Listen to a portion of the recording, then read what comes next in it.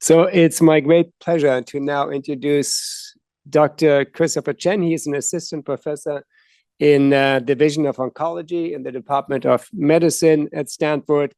Under his leadership, the Stanford, what we call Early Drug Development Group that does phase 1 trial, has really grown tremendously. He has been extremely successful.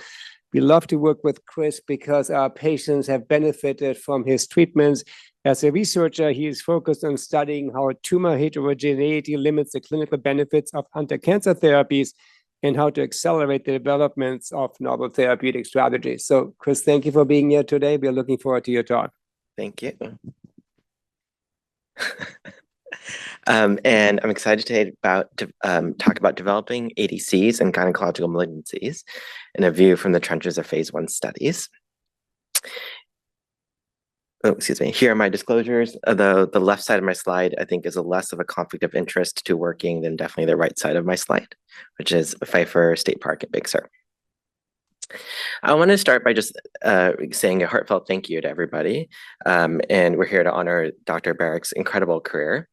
You know, I'd say the main way we've interacted, which I am sure you do not even remember, is that when I was first starting as a junior faculty member and we were at some joint SCI meetings, after the meetings went over, you would sort of seek me out, probably based on the look on my face, and kind of give me some advice and introduce me to people. And it was such small moments, but it meant so much to me as someone new coming here outside this institution in the middle of COVID, who had no idea what the Cancer Institute was and why it was a university and there's a hospital. What is this institute, right? And it just helped me get my feet on the ground through these small moments of what I thought about as like sort of sideline coaching. And I can only imagine how many faculty members you helped do that to over the years. And that stuck with me, how much that meant, and something I hope to carry forward as my telomeres get shorter and shorter.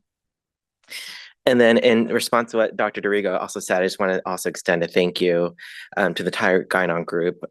In my work in EDD, the Gynonc division has been an amazing collaborator and partner. We've shared many patients, some of which we've really been able to help, and others who have really, not been able to benefit the way we might have liked. Written papers together, learned so much, and so I'm very grateful for this very collaborative relationship that I hope will continue to thrive. So this is a graph that I like to refer to that shows FDA approvals over the last 2 decades.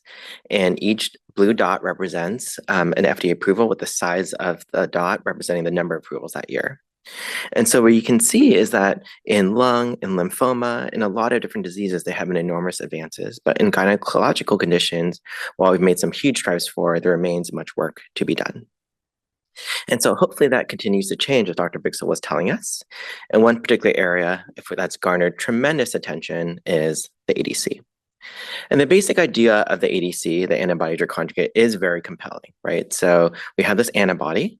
Attached to it via a chemical linker at various points is a chemotherapy payload. And instead of our typical IV chemo, where we give it to a patient, it circulates venously, it diffuses randomly, and then only a small percentage it reaches it to the cancer. The theory is that this ADC will attach to an antigen, hopefully on a cancer cell, be endocytosed, then release its payload and kill both the cancer cell and its neighboring cells, and therefore, in a much more targeted fashion, deploy chemotherapy.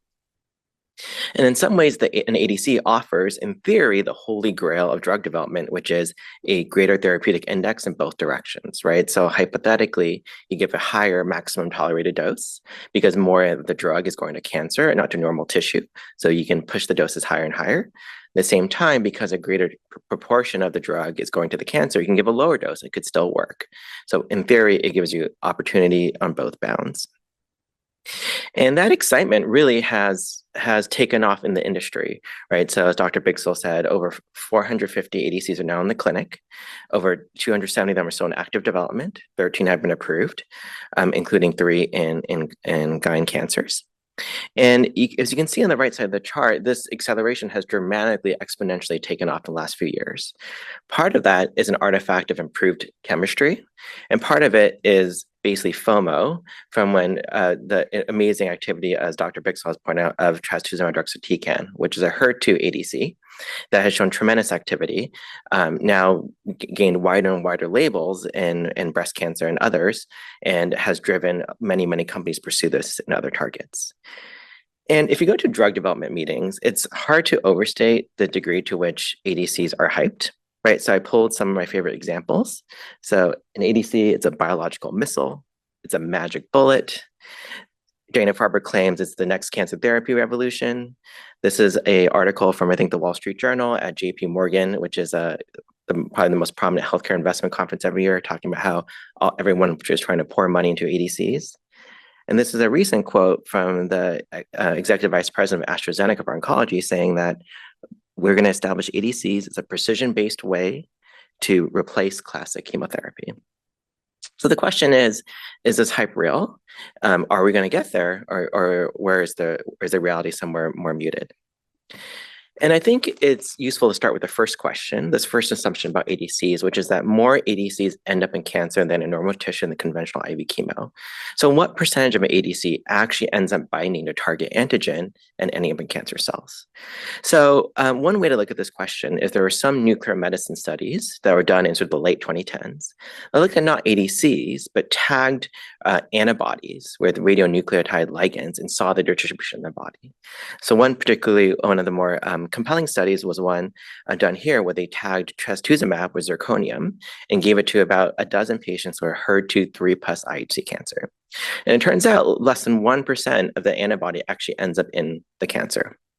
Now, what the authors tried to do is calculate the relative cancer burden in those patients, and they estimated that something like 0.1% of their total body volume was tumor volume. So in theory, if you take that math at face value, the ADCs are getting to the cancer at 10x greater exposure, which is meaningful.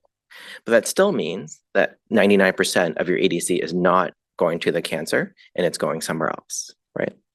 So what happens to that significant proportion of ADC that may end up not going to actually the cancer target?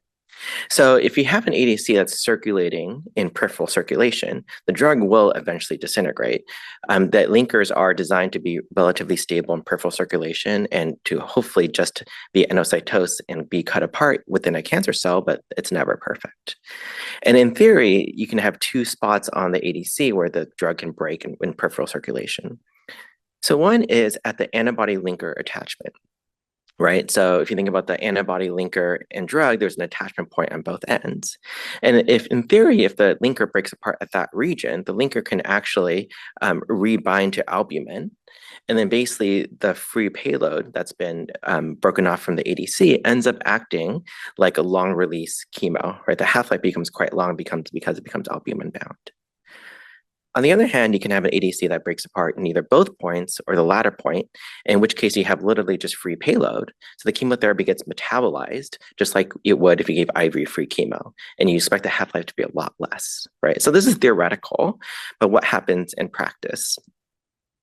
So I would say the literature here is still very immature, but this is a graph from a review in Cancer Discovery that I would really encourage anyone interested in ADCs to read because it really makes this very thoughtful point.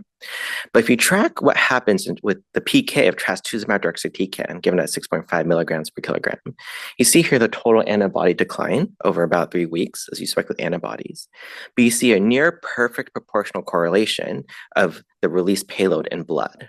Right, and this is what we'd expect on the prior model where the linker is rebinding to albumin. And if you compare that to if you just literally gave the free payload as an IV drug, you have a higher Cmax as you'd expect, but the drug becomes quickly metabolized.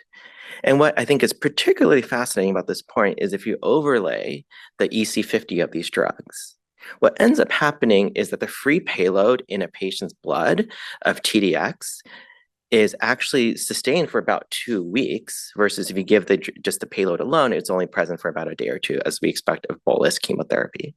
So it's hard to differentiate what the complete effects of the ADC that gets the cancer, that 1% or so, versus the 99%. But I think what is factual is the patients getting TDX end up getting 2 weeks of essentially continuous topo-1 inhibitors. And does that actually potentially play a role in therapeutic benefit? And I think one indirect way to try to figure out this question is looking at biomarkers. So as one fascinating point is in lung cancer. This is two cohorts from the exact same study, Destiny Lung 1, where they gave TDX to lung cancer patients. Patients with HER2 positive cancers had roughly half the response rate to HER2 mutant cancers that were primarily HER2 negative, which theoretically, if you believe solely on the canonical model of ADCs, doesn't really make sense, I would argue. And this is becoming the most prominent example is in breast cancer, and I'm sure we hear more. But those of you may know that TDX was initially approved in HER2 3+ breast cancer, is now approved, now has shown activity in HER2 low, even HER2 ultra low disease, which is defined as IHC 0 with some evidence of membrane staining. And the authors in this New England Journal paper argue that it's due to basically heterogeneous expression and then kind of bystander effect.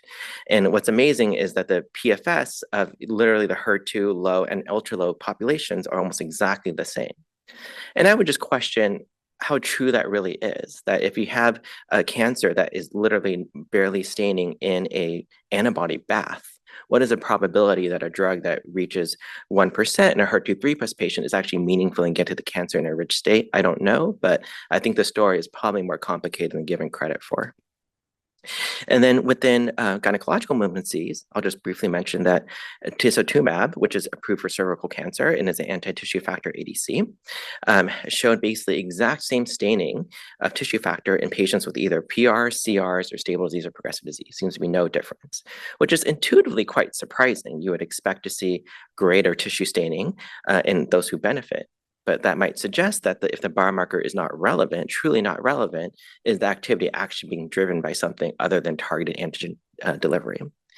And I'll note that that's not clearly a drug-specific and disease-specific context, right? So Dr. Bixel briefly already went over the slide, but notably the other major gynoc-specific ADC, mirvetuximab, which is against folate receptor alpha, does show greater activity in folate alpha receptor high patients than low, and these are the various survival curves. And then, finally, the way we're trying to really understand and study this in EDD and then potentially soon in the gynon group is in TROP2. So those of you may be familiar that there is an approved TROP2 ADC called sacituzumab govitecan, which is approved for triple-negative breast cancer. And in a variety of other cancers, including endometrial cancer, it's shown some degree of activity, although more limited. But similarly, there's been no correlation between TROP2 expression and benefit from sacituzumab. And it turns out sacituzumab is actually quite a bad ADC. It has a very inconsistent drug ratio. This is the mass spec. If you just take a vat of the sacituzumab, you'll see different peaks. That tells you that the drugs are not being, the payload's not being conjugated to the antibody precisely. It's falling apart in plasma much more quickly. And this is an example where this is the antibody level to the left. On the right, the free payload drops quite dramatically, right? Unlike TDX, where we see the kinetics of free payload and antibody highly proportional, in this one, we see the payload dramatically fall off, similar to what you expect from just a naked chemo. So the question is, if we develop a highly stable, homogeneous TROP2 ADC, right, like the TDX equivalent for TROP2, will we see better activity? And that remains to be seen, but we're kind of testing this hypothesis right now in phase 1 studies here at Stanford. So the bottom line is, I think these questions that I'm posing aren't just academic, right? I think this is what's critical to unlocking the potential of ADCs. ADCs are highly modular. For those of you with young kids and know what magnetiles are, it's like clicking things in and out, right? What is the right way to put it together? How do we improve patient selection? And then as Dr. Bixel pointed out, I think there are critical questions around clinical deployment, because if ADCs truly at the end of the day are just essentially slow release chemotherapy, there are numerous questions about how to deploy them effectively and in that context. And so going back to the original question I posed, right, and predict this thesis that's been nominated, like, will ADCs eventually take over conventional chemo? What I would say is that despite my talk that may sound somewhat pessimistic, I remain quite hopeful that ADCs can be a really important advance. But I also think it's quite clear that many more questions remain, and the story is much more complicated than what's being sold. I like this quote from Bill Gates, which I think is true of drug development. I think is probably also true of like AI, right? Like the drama and the excitement on ADCs is probably real, but we're probably talking about a 5 to 10-year time horizon versus a 2 to 3 to really understand and further unlock drug development chemistry to hopefully allow our patients to fully benefit. And I want to just end by thanking our faculty that we've worked with in EDD and my amazing team. Clinical trials are very much a team sport, and none of this would be possible without the tremendous hard work of everything they do.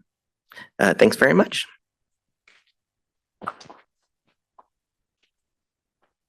Thank you so much. This was an excellent critical overview of ADCs. Are there any questions?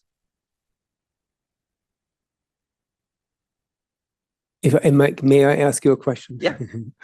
What do you think do we need to improve the design of the ADCs to make them less toxic and more effective? Yeah, it's a great question. I think the main way I've been thinking about that is this idea of, do we actually want an ADC that's highly stable and truly has relatively more target antigen delivery? Or is the slow release chemo model actually superior? And the one way this plays out is in our studies of TROP2 ADCs. We're seeing some interesting and provocative clinical activity. We're also seeing terrible mucositis because it turns out that TROP2 is expressed in the oral mucosa, and we're seeing much higher rates of mucositis than you see with commercially approved TROP2 ADCs, right? So having a more focused, more stable ADC is kind of biologically cleaner, but whether or not it's actually clinically more tolerated and clinically more active, I think is actually an open question. So I think there's been this assumption in the field that the more stable we make the drug, the better it is. And I would say that's actually, from a clinical perspective, maybe somewhat unclear what the right way to approach it is.